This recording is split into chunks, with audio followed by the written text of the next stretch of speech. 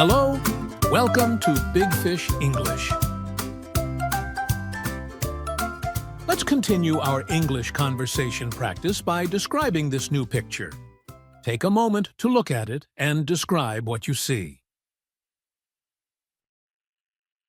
Hello, Big Fish. In this picture, I see a group of children sitting around a table. They are eating various types of chocolate and other sweets. There are chocolate bars, cookies, and ice cream. The kids have chocolate all over their faces and look very happy. Excellent observation. Let's go deeper. What do you think is happening in this scene? It looks like the children are having a chocolate party. They might be celebrating a birthday or just having a fun day together. They seem to be enjoying themselves a lot. Very good. Let's capture some vocabulary. What words come to your mind related to this picture? Chocolate. Party. Children. Sweets. Cookies. Ice cream. Happy. Eating. Perfect. Now, let's think about some phrasal verbs that might fit into this scenario. Can you think of any? Maybe dig into, as in dig into the chocolate, and tidy up for when they finish eating and need to clean the mess. That's right. Dig into is a phrasal verb that means to start eating something with enthusiasm, and tidy up means to make a place clean and orderly. Can you use these in sentences? Sure, the kids are digging into the chocolate with big smiles on their faces. After the party, they will need to tidy up the table. Great job.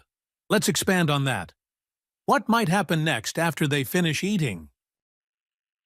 After finishing eating, they might wipe off their hands and faces because they are all covered in chocolate. Then they could play some games or open presents if it's a birthday party. Excellent imagination. Now, let's highlight another phrasal verb. How about wipe off?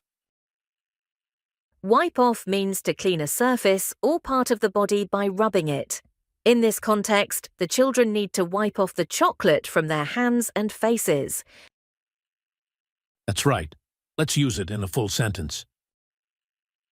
The children will wipe off the chocolate after finishing their feast. Very good.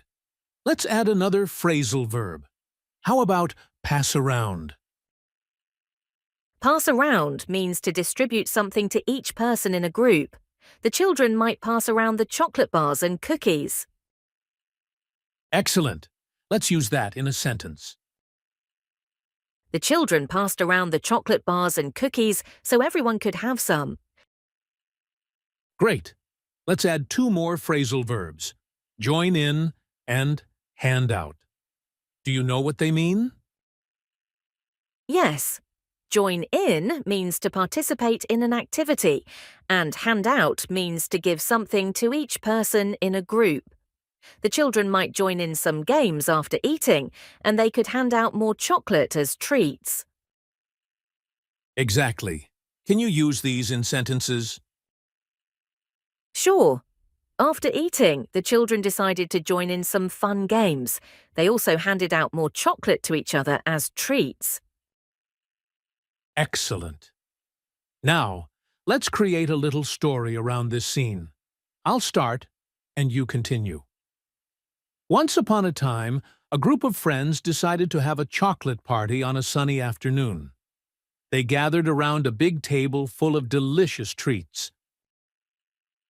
The children couldn't wait to dig into the chocolate. They each grabbed a bar and started eating with joy. There were cookies and ice cream as well, making the feast even more delightful. After eating their fill, the children realized they were covered in chocolate. They all went to wipe off before continuing with the party. Once they were clean, they decided to play some games. They laughed and played together, having the best time. Before the party ended, they passed around some more treats and shared stories. Excellent continuation. Let's summarize the new vocabulary and phrasal verbs we discussed today. Can you list them? Sure. Vocabulary: chocolate, party, children, sweets, cookies, ice cream, happy, eating. Phrasal verbs: dig into, tidy up, wipe off, pass around, join in, hand out. Excellent! You have used all the phrasal verbs correctly. Keep practicing these words and phrases in different contexts to strengthen your English skills. Great job today!